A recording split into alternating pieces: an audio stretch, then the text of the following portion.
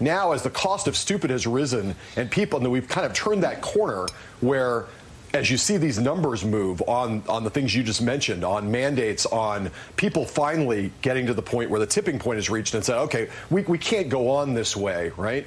That has also had an impact as you start to see it on Governor DeSantis' numbers, on other politicians who rode the stupid wave for a long time. The time for that is running out, and you can see it across the board in a lot of political the political research that's gone on across the country for governors who had for a long time benefited from being in that place. It's just become untenable, and I think we're about to see that kind of corner turn in a pretty dramatic way across the board in a lot of the data that we see, and hopefully that will have an impact also in terms of public health. But Willie, the cost of stupid also, it goes up for politicians, and you see people moving towards vaccines as it gets more personal. I think one of the more telling numbers is the fact that 90% of senior citizens, people who, and a disproportionate share of people who spend time on Facebook who watch certain people who spread disinformation, 9 out of 10 seniors, despite all the stupid that they ingest every day from these stupid conspiracy websites, they're vaccinated. Why? Because they know. It's one thing to run around barking about, and complaining about, this Dr. Fauci, this Dr. Fauci, that.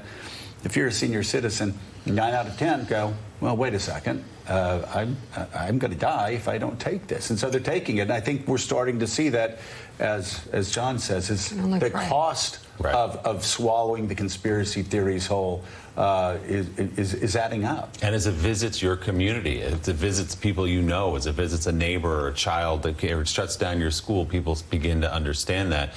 But to John's point about the cost of stupid, this political fight in the middle of a pandemic has led people to defend things like ivermectin, which is used by humans, just not for COVID.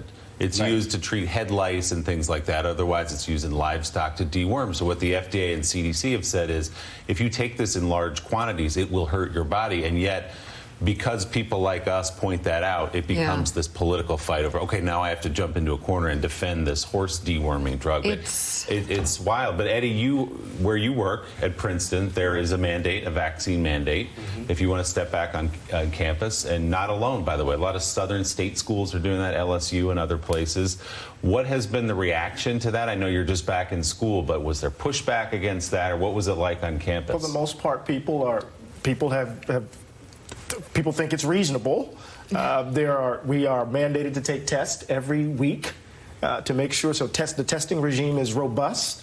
Folks have to wear masks in buildings. You're still kind of uncomfortable. I have a class of 130 students, and they're all around, and they're all masked in class. But we're trying to make our way through, and we're delighted to be back on campus together. We're delighted to have our. But what's interesting, I was thinking about this. You would think that when we see our kids in hospital beds, intubated, that would have an impact. But then I think about Sandy Hook, right? And you think about, we would probably have reasonable, gun control laws after that, right? But here our kids are in danger, and we still have folk out here making these sorts of arguments and behaving in this way.